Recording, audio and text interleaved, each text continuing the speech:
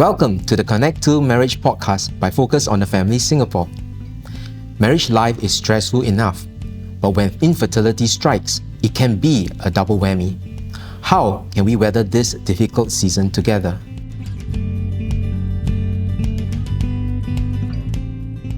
Hello and welcome to the Connect to Marriage podcast. I'm Gary and I'm your host for this episode. In each episode of the Connect to podcast, we'll be tackling questions that couples ask about marriage, communication and conflict, and so much more. We hope you'll keep tuning in to learn with us as you grow closer, deeper, and stronger in your marriage. Today, we further explore the issue of infertility and see how we can help our marriage grow stronger through navigating such a challenge. Last episode, we talked about what happens when a couple meets with news of infertility and how to deal with the stresses and worries that often come with the package. Today, we have again Mark and Sue back with us to share more of their insights. Mark and Sue are educators and counselors. They run a training consultancy called The Social Quotient, which conducts training on life skills such as parenting, mental wellness, and special needs. They also co-write a parenting blog called Parenting on Purpose, where they share their adventures with their two sons. Welcome back to the Connect 2 podcast, Mark and Sue. Hi, Gary. Glad to be back. Last week, we talked about the emotions one might feel when grappling with infertility, and you all mentioned things like guilt, frustration, anger, resentment, and a whole list of other emotions. But let's focus on things that you did as a couple that helped you stay positive during this season of waiting. Well, I do remember we took holidays together, and the holidays were a really good time for us because we were out of the country.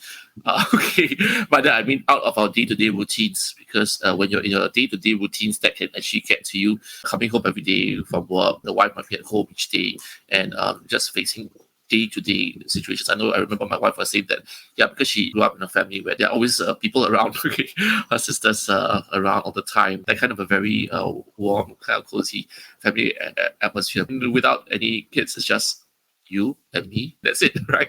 So that's the whole issue of you get out of your familiar context and go to do something different. I mean, now we travel quite a bit, and I think that really did help us. I was thinking about how to summarize the coping strategies. I think one important thing is to draw boundaries, to know your limits, and to understand that it is really a very stressful time. So to give the other grace, and I think to give just both of yourselves grace as well, to acknowledge that it's really one of the seasons of a trial in your marriage as well.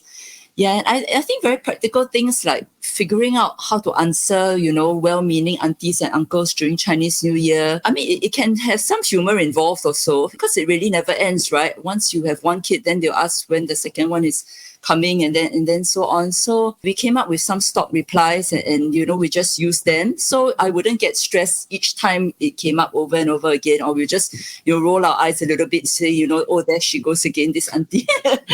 I remember it was quite funny because, some people gave us some, fertility talismans. Okay. Yeah, so we had a good laugh over those as well. I think not to take yourself so seriously during the time, because it is a very serious and intense time other than that. This year, we would have been married 16 years. So I think, this stage of the marriage where you are wanting to have children is oftentimes during the earlier stages of your marriage, and the relationship between husband and wife still in a very nascent kind of a state where everything is new. And I mean, if it's 1 year or 2 years or 3 years or so, I mean, there's still a lot of things to learn about each other. And I think what's really key is understanding what are the trigger points for your spouse, what makes your spouse upset, and try to avoid or reduce some of these things.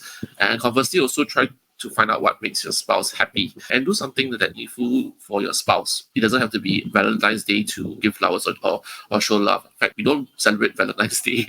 Basically, love can be shown on any day. But we do celebrate birthdays. I think celebrating life's moments, big and small, I think that is really important in building the marriage. I think looking back now, we can remember very fondly some of the trips we had pre-children, which were actually fantastic because, it was just two of us. Oh, yes, absolutely. Yeah, so now we look back, we can see that we really enjoyed those times. I remember we took up scrapbooking too, which was quite uncommon for the husband to be on board with it, but Mark really enjoyed it too. After our children came, we could never scrapbook again. So we treasure those scrapbooks that we made in the early years. Just find something you all can do together, sport or hobby, just to take your mind off things as well. And not all about life is about having a child, because there's so much more to life. I'm talking about marital life, I'm also talking about the rest of your life.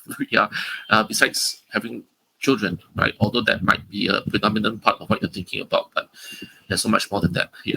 I like what you mentioned, showing grace to each other and also to yourself. I think the whole pressure on ourselves, and we get discouraged, like, is it me, is what's wrong with me? Maybe my spouse, maybe after going to see the gynae and doing all the tests, you realize it's the husband or the wife, in the things we don't mention, but at the back of our minds, whether we are blaming each other and all these things, we just really need to extend grace, that regardless of whoever or whatever is the issue, extending grace to one another and also grace to ourselves, and stop beating ourselves. Otherwise, it can be pretty miserable. I like what you just said about showing grace and also having humor and learning to laugh. Whether it's your standard response to the aunties or the uncles who keep asking every time they see you at reunions, just finding different ways. For my wife and I, when we were trying, in those many years of trying, we didn't go the IVF route, but we decided to check the TCM out also. And our Chinese isn't very good. And I still remember trying to interpret what the Chinese doctor was trying to say. And she was essentially telling my wife, don't use your brains too much. She translated as like, don't use brains too much, meaning what? That means like, be a little ditzy, or what do you mean by that? My wife was just laughing about it, and she was saying, basically, in our translation is, don't stress so much, which we knew, don't stress much. But learning to laugh about life and being contented, working on a marriage. Scrapbooking is something you all did that it's for couples, maybe you don't know how to do scrapbooking. Once you have children, it's a little hard to do scrapbooking and going on trips, or you don't have to travel far, but doing stuff together that is different. What other advice would you give couples facing fertility issues? If there's anything you wish you had known earlier in your journey, how would you navigate yourself or encourage couples? The main issue with infertility is that you really don't know what's at the end of the journey. The uncertainty can really be very disruptive to all involved. And it's hard to tell a couple, don't have any expectations when this is exactly the very thing that you're hoping for. I would say process the journey one step at a time, because our mind can run amok and go places. And, it really doesn't help forecasting into the future, because we really don't know what the future holds. But I would just say be on board for the next step as a couple together, and just focus on trying your best in that step to support one another. Remembering that both of you are there with a common goal. And the goal is not necessarily just to have a child, but I think it really built our marriage foundations in the early years. Now that we look back, we didn't realize it then. Nobody realizes it when you're going through something difficult. I think it strengthened it because we learned how to communicate with each other, and going through difficult times as a couple, it really solidifies the relationship too. So I would say to focus on that. We've talked to a few other couples since then, either going through who have fertility issues or were not sure what to go ahead with regards to their family journey. And every couple has a different perspective on life and different expectations. I think we remember talking to the couples and asking them to ask what do they want from the entire process. I think we look at the outcome in a sense, right? So what do we want from it? If you're looking at, like, let's say an IVF or let's say a TCM kind of a route, then how long is enough before we decide on another route? So I think some of these things can be talked about beforehand, so that when the time comes, then it doesn't drag on indefinitely. Because Sue mentioned about uncertainty. Uncertainty really is what really gets to us, and not only about infertility, but life's transitions. As a counselor, it's like to see the different, when things are uncertain, when you have a new job or a new relationship or a new child, all these things, uncertainty comes to your mind that could throw off your entire life. In a sense, making some sense of certainty. Of course, it's impossible to do that completely, but having some semblance of certainty and then working towards that. And as what Sue also said, working together as a couple, working towards the future together and not separately, having a commonality of vision and direction. Thank you. I think just dealing with uncertainty leads us to the question that we have for this week. Every week we have a frequently asked question that couples have about marriage. And today's question is this. We have been trying to conceive for about 1.5 years, and has sought various fertility treatments to no avail. We are now considering whether to stop and consider other options, such as adoption. When do you think it's time to call it quits and consider such an avenue?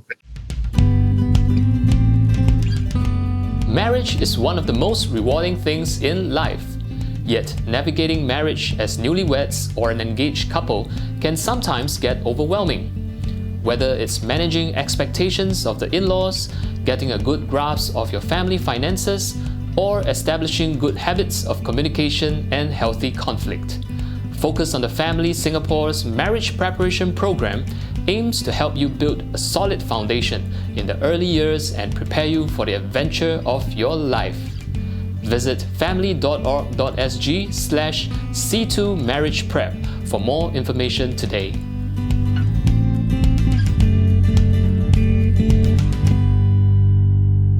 So I would throw the question back to the couple who asked the question. When do you think is the right time to start to move ahead?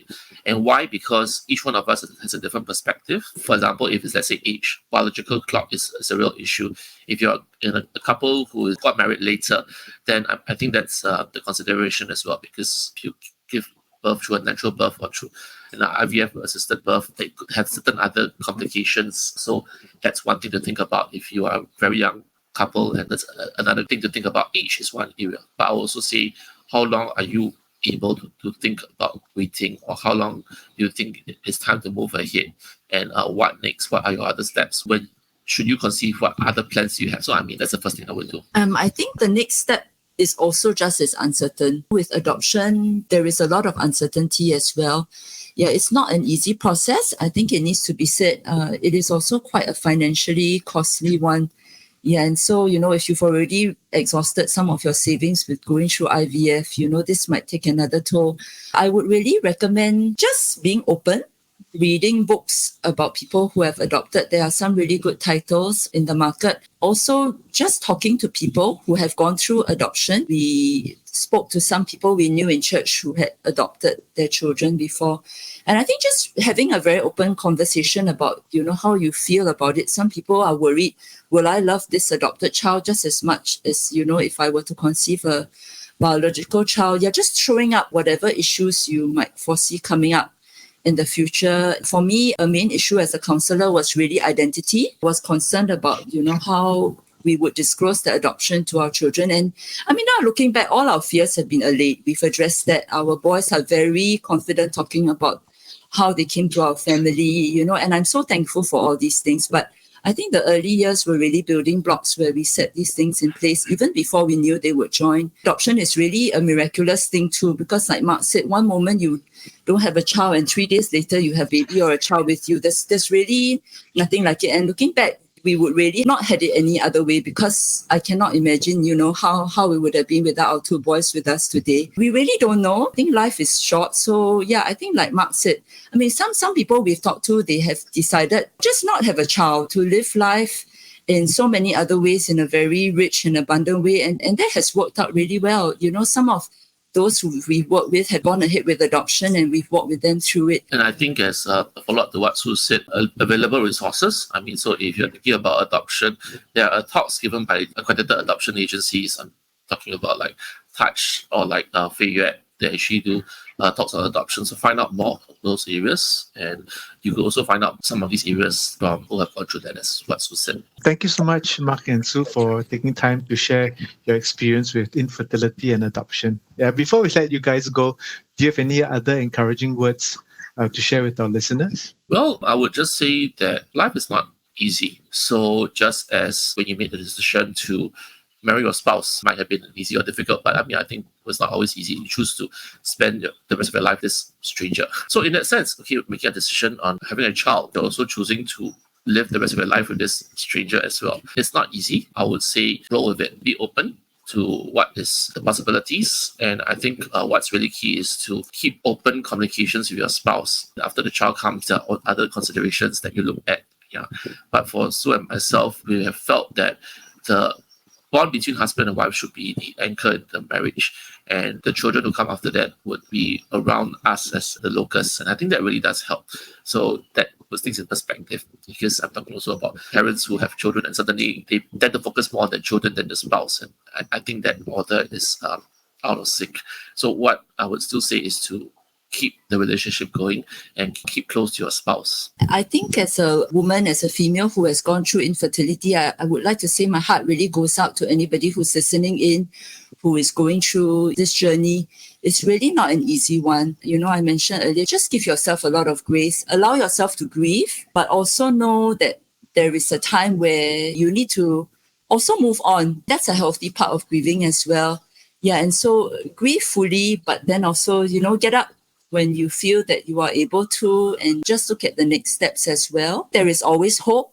And I also want to say that there is always somebody who is around to be able to talk to you, and you are definitely not alone, even though it can feel very lonely. Yeah, so reach out to the resources that you can. I mean, I'm sure there are many more podcasts now than there were when we were first going through this journey. A lot more resources, a lot more, Instagram and, Facebook support groups and so on. So yeah, I would encourage you to really take hold of the support that you need. If a couple needs to speak to a professional counselor, if it's really becoming too overwhelming and you find yourself arguing all the time, I would really suggest that as well. Just take hold of whatever resources you need. I think what I said earlier, just know your boundaries. It's easy to be pressurized in our Asian context to have your own biological children as well. So know where you stand as a couple, what you're comfortable with and what you're not comfortable with. And being on the same page will really help in the journey. I wanted to say something to the husbands. So husbands, love your wives. When your wives get emo and just pile all the emotional stress, continue to love them.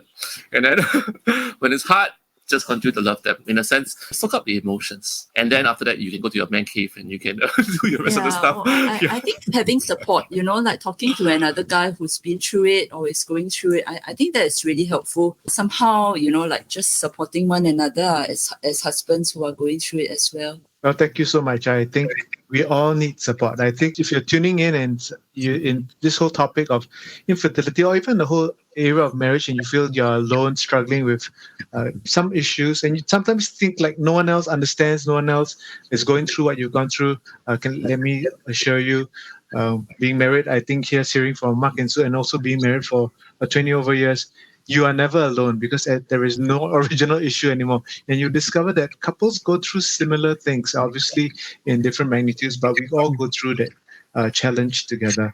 And so just an encouragement, you can reach out to Mark and Sue through the Social Quotient to find out more. If you need further support in this whole area of infertility or even adoption, reach out to them for support if you don't have any already. In each podcast, we end off with a couple challenge for couples to do and share with each other. So if you're listening to this with your spouse, take 5 minutes to share one struggle with your spouse and maybe give them a hug as a sign of encouragement at the end of this episode. We want to thank our guests and hope our listeners who are tuning in have enjoyed this podcast. If you're looking out for more practical resources to grow your marriage, do visit our website at family.org.sg to browse our articles or check out our upcoming marriage programs.